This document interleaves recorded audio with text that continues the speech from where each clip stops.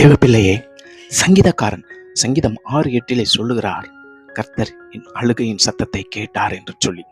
இன்றைக்கும் தேவ சமூகத்திலே ஒவ்வொரு நாளும் கண்ணீர் வடித்துக் கொண்டிருக்கிறீர்களா?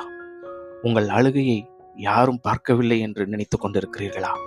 உங்கள் அருகில்தான் இயேசு கிறிஸ்து இருக்கிறார். உங்கள் அருகில் தான் இருக்கிறார். நீ வடித்துக் கொண்டிருக்கிற ஒவ்வொரு சொட்டு கண்ணீரையும் பார்த்து கொண்டிருக்கிறார்.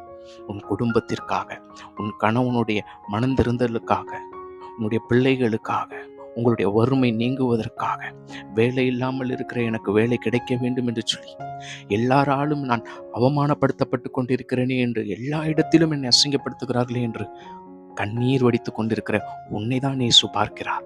நீ அவருடைய செல்ல பிள்ளையாக இருக்கிறாய். உன்னை தொட்ட ஒவ்வொரு ஜனங்களும் அவருடைய கண்ணின் மணியை தொட்டு இருக்கிறார்கள். பயப்படாதே. உனக்காக நீதியாய் நியாயம் விசாரித்து ஆறுதல் தந்து ஜெயத்தை கொடுப்பார்.